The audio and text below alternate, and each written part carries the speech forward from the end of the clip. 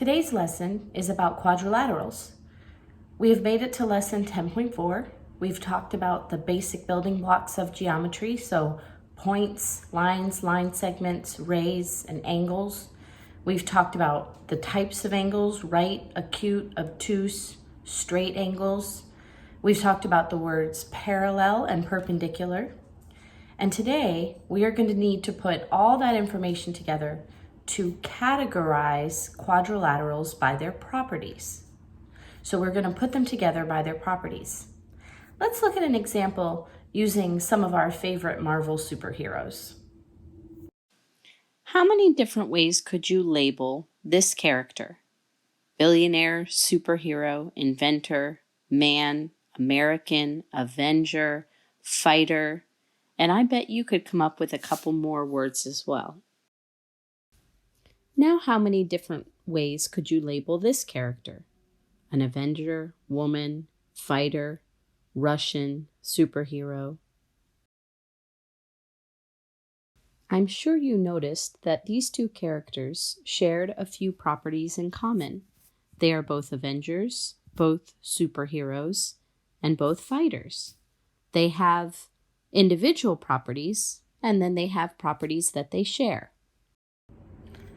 So as we talked about, those two different superheroes had some properties that were individual to them, and then other properties that they shared. So today we're going to look at different names of quadrilaterals and the properties that make them up. And we're going to look at a shape and see what names apply to those shapes. In the same way that if you look at the two people, they are both superheroes. So that name, superhero, applies to both of them. So we need to study these terms. So let's take a moment to examine the quadrilateral chart. I'm going to pull it up here, but it's also linked in the description down below so you can use it as you do your work today. Let's look at the chart together. Here's the quadrilateral chart with the different names and descriptions of the shapes. Let's look at them each individually. The term quadrilateral literally means four-sided, from quad, meaning four, and lateral, meaning sides. A trapezoid is a quadrilateral that has exactly one pair of parallel sides. So notice on these, the tops and bottoms are parallel. A parallelogram has two pairs of parallel sides. So if you examine these figures, you'll see the tops and bottoms are parallel and the left and right sides are parallel. A rectangle is a quadrilateral with four right angles. Notice these are also parallelograms. The tops and bottoms are parallel and the left and right sides are parallel. A rhombus is any quadrilateral that has four sides that are all equal to each other. A square is a type of rhombus. But not all squares are rhombuses. You see, a square has to have four right angles as well. Four right angles and four equal sides. Now that we've examined the different names of quadrilaterals, we are going to use those names to put shapes into categories. I'm going to pull up an activity from your packet. It's from page 31, and let's do it together. Here we are on page 31. Let's read the directions together. It says, write the names of the quadrilaterals in the Venn diagram. So how do we name these? Well, we name them by their points, just like we name angles and lines. So this quadrilateral would be named EFGH. That's one of the names you could give it, as long as the letters follow the order of the corners. So I could not say FHEG because F and H are not connected. Neither are E and G. So it has to follow along. We could say GFEH. So there's several different names we could say it, but that's how we name a quadrilateral. Now we have to put them in the Venn diagrams. Let's look at the labels in the Venn diagrams. This circle is for ones that have exactly one pair of parallel sides, only one pair. This circle has no parallel sides at all, and this one has two pairs of parallel sides. So all of these shapes are going to fit into one of these circles. Let's do it together. Let's start here. EFGH. Well, these two sides, E and F, and G and H, are parallel to each other. They're never closer together or farther apart, exactly the same distance all the way across. And the top and bottom are also parallel. H, E, and G, F are parallel to each other. So that means there's two pairs of parallel sides. One pair here, a pair means two. So this side and this side is one pair of parallel sides, and this side and this side is another pair of parallel sides. So that fits over here, two pairs of parallel sides. So E, F, G, and H, that shape fits there. We got that. Now let's look at this one, A, B, C, D. Well, AB is parallel to DC, and AD is parallel to BC. So the top and bottom are parallel, the left and right are parallel. That's two pairs of parallel sides, just like this one. So that will also go here, A, B, C, D. Now let's look at this one, PQRS. Well, PS is not parallel to QR because it's closer together here than it is here. Here it's farther apart. So those two are not parallel. Let's look at these two. I don't know, it's hard to tell with those ones, but it looks like this one slants closer here than it is over here. We can use a ruler to double check that, but this side here is closer than that side. So this one is going to go in the no pairs of parallel sides.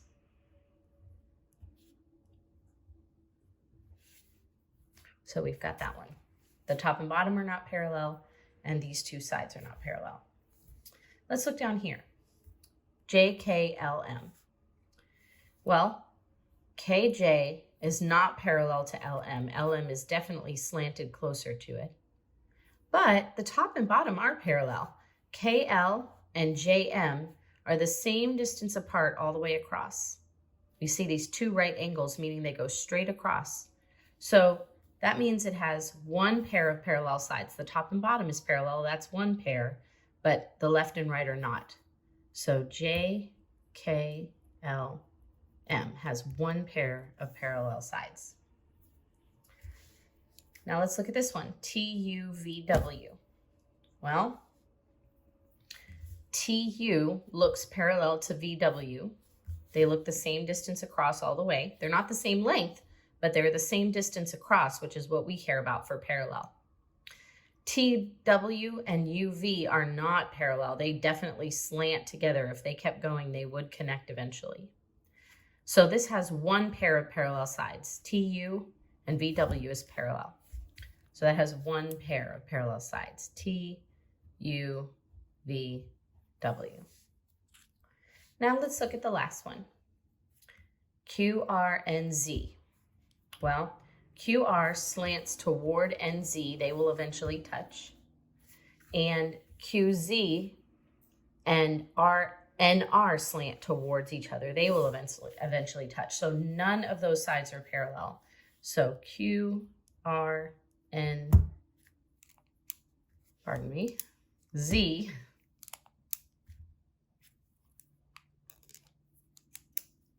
having some technical difficulties with my pen.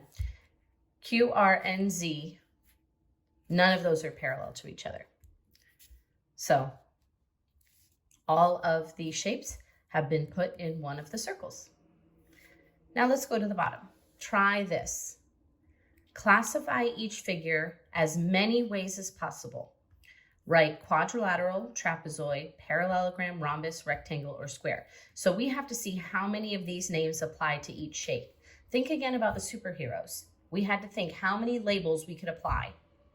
Now we have to think about what these terms mean. That's where our chart helps us. So you can look at the chart and look at the meanings of each of these words. Quadrilateral, remember, just means four sides. All of these shapes have four sides, so all of them are quadrilaterals.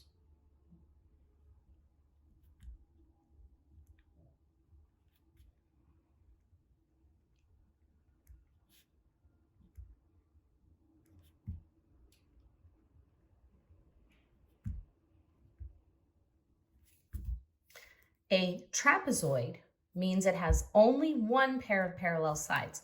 Like here, these two shapes that we categorized, those are trapezoids. They have one pair of parallel sides. Well, if I look at this one, the top and bottom are parallel and so are the sides. So that has two pairs of parallel sides. If I look at this one, the top and bottom are parallel, but the two sides are not. They slant towards each other. So that is a trapezoid. And the last one, the top and bottom are parallel to each other, and the left and right are parallel to each other. So that's not a trapezoid. So only one of them is a trapezoid. A parallelogram has two pairs of parallel sides. So like the shapes we put here, this is a parallelogram and this is a parallelogram. Two pairs of parallel sides. Well, for A, the top and bottom are parallel and the left and right are parallel. So that's two pairs of parallel sides. That's a parallelogram.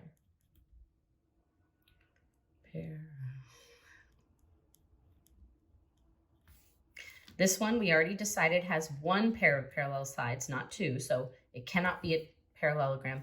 No shape can be both a trapezoid and a parallelogram. It has to be one or the other if it is one of them, because a parallelogram has two pairs of parallel sides, trapezoid only has one pair of parallel sides. So this cannot be a parallelogram.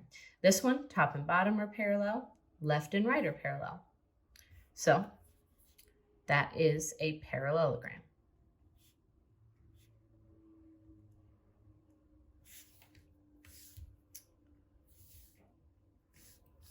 Next, we have a rhombus. The definition of rhombus is all sides are equal. The four sides of the quadrilateral are equal. Well, for shape A, the sides are not all equal. The top and bottom are equal to each other, but the left and right are not equal to the top and bottom. They are equal to each other, but not equal to the top and bottom. So that's not a rhombus. This one, clearly the top is shorter than the bottom, so it cannot be a rhombus. This one, these little lines mean they are all equal to each other. If you notice over here, we didn't talk about the lines before, but this has two lines and two lines. That means those two sides are equal. This has one line and one line. That means those two sides are equal. On the trapezoid, the left and right are equal to each other because they have those little lines. On this one, all four of them have lines, have the same line. So that means that's a rhombus.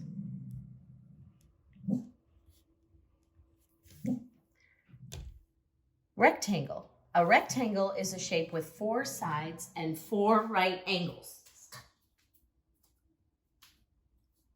So this does not have any right angles. This does not have any right angles.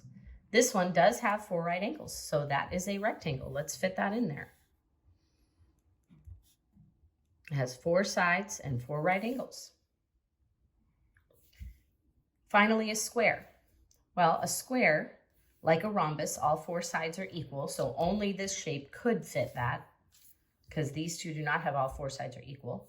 A square has all four sides that are equal, and it has four right angles. This shape has four right angles, so it is a square. So this shape is a quadrilateral, parallelogram, rhombus, square, and rectangle. All those terms fit. This shape is a quadrilateral and a trapezoid. This shape is a quadrilateral and a parallelogram. Now that we've examined the meaning of the quadrilateral terms carefully, we've looked at the chart and we've looked at each term, and we've done some practice putting shapes into those categories or labeling shapes. You are going to practice labeling shapes on your own using pages 32 and 33 in your packet. Then you'll do homework page 10.4. That's the lesson for today. If you're missing any of those pages, 32 or 33, you can find them in the link down below or on Canvas. Ms. Pepin's class, she posted them on Canvas. My class, so did I. So you can find those pages on Canvas. If you're missing any of them, you can write your answers on a separate sheet of paper. Good luck. Post any questions you have below or get in touch with your homeroom teacher, and we will happily answer your questions. And we'll see you tomorrow. Bye-bye.